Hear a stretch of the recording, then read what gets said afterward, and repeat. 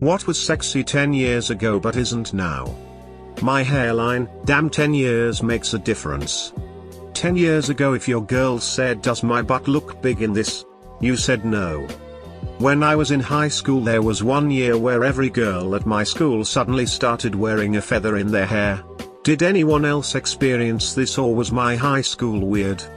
Concealer lips, orange foundation, and a heavy-handed black eyeliner look. Using the word sexy in marketing/digital teams to describe sleek interfaces or products. The hair bump/puff for girls made popular by Jersey Shore. I always thought it looked trashy, but it seemed like everyone did it. That and too much bronzer. Fake tan? I think every time I go out, not so often, but anyways, I seem to see less and less orange ladies wearing fitted tap-out and Hot Topic type clothes with all those skulls, flames and swords. Apple-bottom jeans. The ones without any back pockets. Every NHS would wear these. A Harvey Weinstein job opportunity? I feel like women's casual wear in general is always sexier than it was 10 years ago, and it's starting to make me feel old. I imagine when I'm old I'm going to comment on some lady's outfit being really revealing, and my grandkids are going to roll their eyes and say something like, "You're so old-fashioned, grandpa, her asshole isn't even open."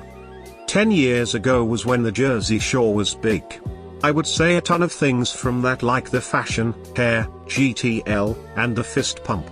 I remember seeing so much Ed Hardy around when that show was popular. Okay, this might be a little more than 10 years ago, but women's thongs riding up.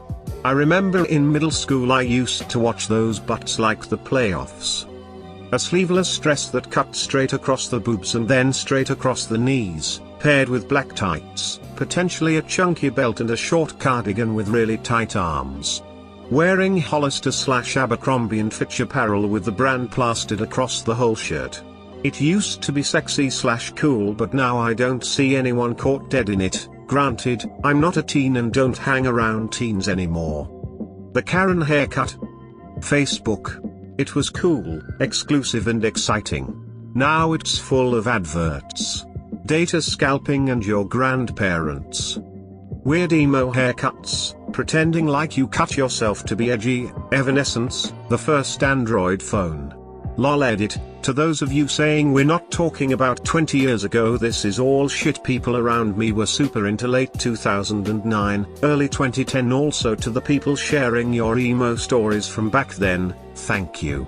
There is some good shit in my inbox. Today I ducked up by eating way too much of a pot brownie. This was a few weeks ago, but the repercussions can still be felt. I am a high school senior who is having some fun in their final year of high school, so naturally, I have been smoking a bit of weed with my friends overnight most weekends, as you do. We had tried edibles before, but only had taken 75 milligrams max, and we didn't get as much out of it as we hear people have gotten. Now, 4 of my friends and I were at my house on a Saturday night planning to eat a pot brownie one of us had acquired. So we waited until my parents had gone to sleep and at around 10:30 decide to chow down. I am quite stoic about being really safe when it comes to stuff like this. That's why whenever we smoke it will be in the evening and somewhere we can stay the night or catch an Uber from to avoid driving. So me being me, I asked my friend a lot of questions about how much was in it and how long we will be feeling the effects for, as he is far more experienced than any of us, or so I thought. He said there was about 1000 milligrams, so 200 each, which is a pretty insane amount for stupid teenagers who have either never done this or done very little. However, he reassured us that it's a normal amount and we should stop feeling the effects fully about 12 to 14 hours after. Now, here comes the part where I get ridiculously high. We split it up into rough fifths and knew it wouldn't be distributed evenly, so we decided the heaviest people should take the middle, thicker pieces, and the smallest should eat the outside pieces. Fair enough. I grabbed the duck-in fat middle piece and shoved it all in my mouth. Now, there's a possibility I had just slammed 300 milligrams of THC into my empty stomach, and about half an hour later that shit hit me all at once. I was sitting on the couch watching my friends play Mario Kart Wii when I started to feel it, and 2 minutes after that I told them it might have been a bad idea because the television screen had already started wobbling. 10 minutes later one of my friends who for some reason wasn't at all affected started prompting me to join whatever conversation was going on. I started to look towards him, but literally the act of movement was so overstimulating it was insanely uncomfortable and anxiety-inducing. So he walked over to me and looked me in the eyes and asked what was wrong, and the moment he got a good look at me he knew I was already out visiting Voyager 2. He was also quite worried because he felt my heartbeat, which was at about 150 at that point, and saw my breathing quicken every second due to my internal freakout. I was able to sputter out the words "help me, bed." He basically carried me upstairs to my room, which was a feat, as he's a 140-pound tall and skinny Indian dude and I'm a hefty 195-pounder. I then proceeded to lie in my bed staring out the window looking at what seemed to me like one of those big brain memes, you know the ones I'm talking about. I passed out for a couple of hours and woke up at a point that I was able to walk and kind of hold a decent conversation, only to discover the brownie guy passed out on the bathroom floor post throwing up, and another friend who was carried by the same Indian dude to our pull-out couch in the front room. Out of the two friends left, there were Indian dude and another friend who didn't really feel anything that night. After waking up at about 10 in the morning, I discovered brownie guy buggered off via Uber at about 6 in the morning for whatever reason, which only added to my growing annoyance, and Indian dude and couch friend still at about a 3/10 along with me. However, that friend who didn't feel anything the whole night was at about the level I was when I was carried to bed and maintained that way until a very unhappy mother of his had to come to pick him up because he couldn't drive himself home and had promised to be home by noon. My mother had already figured out what was up and was probably more amused by our general stupidity and seeing me still moderately high along with my friends who stayed the day to let it wear off than she was mad about the whole situation. My repercussions weren't that bad, just my mom asking me not to get high at home, which was rather surprising to me. But mother who had to drive home her kid was literally threatening the brownie kid with a lawsuit since he is 18 and some of us are 17, and he provided the drugs. Long story short, those two can't be in the same room together without a legal battle at risk, which makes it pretty tough for us to hang out as of right now. Overall, I probably have more emotional trauma from being ungodly high than I have damage done to any of our friendships. Today I ducked up by peeing in a litter box. It gets so much worse.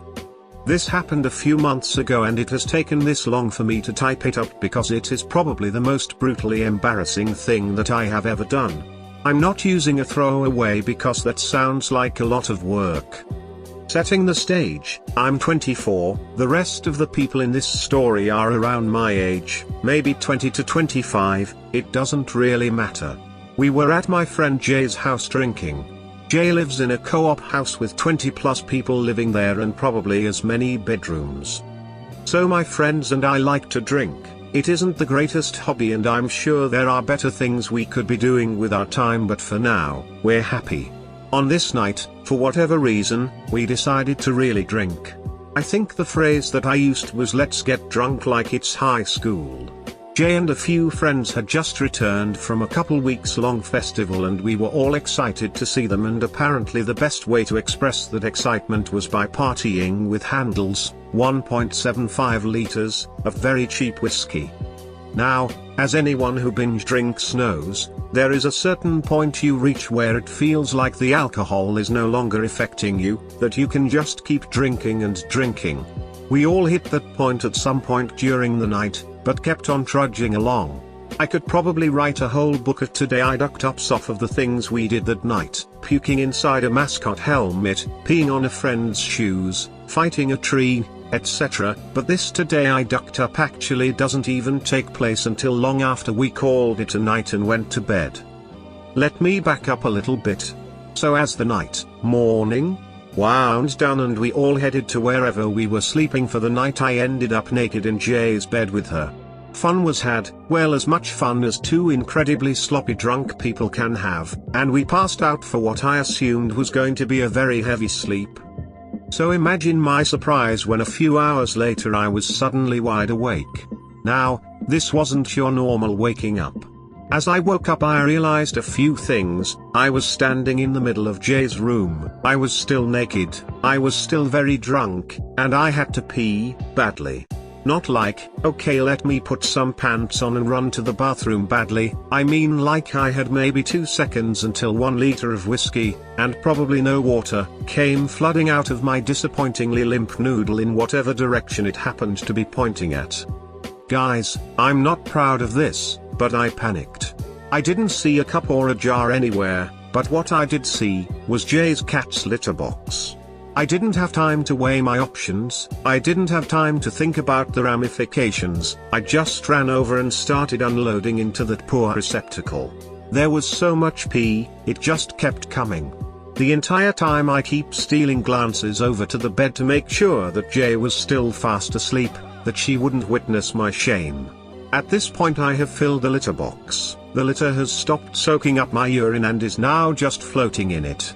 I have reached peak shame, this literally couldn't get any more embarrassing. Thank God she was still asleep. I finally finished up, shook myself dry, and started crawling around the floor looking for some clothes so I can dispose of my shame. The whole time I'm paying very close attention to Jay, I do not want her to wake up. As I am crawling right next to the bed, not recognizing any of the stuff I'm finding, Jay's eyes open wide and a few things become instantly clear. Jay does not have a cat. I am not in Jay's room. This is not Jay. In fact, this is a long-haired, very confused and very quickly getting angry man. My brain just short-circuited at this point. I started trying to mumble an apology about how I thought this was someone else's room and I didn't live there and I was lost. He wasn't having it, granted he was barely awake himself. He just tells me to get the duck out of his room, and then I stand up and he realized I'm naked. The last thing he said to me was, "And you're ducking naked? What the duck?" Before I apologized again and ran out of that room. I left the room, realizing it's light out. People will be waking up any minute now, and I am still butt-ass naked. Oh yeah, I was also on the 3rd floor of a house with 20 identical unlabeled rooms. I had fallen asleep in a room on the 1st floor. I ran around that house for 20 minutes trying to find some rhyme or reason. I was still very drunk. I finally found a dish towel to wrap around myself, which gave me a bit more confidence, and I started logically going about this. Finally found the room I fell asleep in, because I left the door wide open, with Jay still fast asleep, none the wiser. I climbed back into bed and to this day, she has no idea about my early morning adventure. My drunk ass had slept, walked up 2 flights of stairs and entered some random room thinking it was the bathroom before I, thankfully, woke up. I was so embarrassed in the morning that I left with a shirt over my head in case the guy saw me and just ran to my car. Never got brought up, and as far as I know, the guy doesn't even remember it. Hey, if you want to see more similar videos like this one on daily basis, definitely hit that subscribe button and turn on your notification to see our tomorrow's even better video.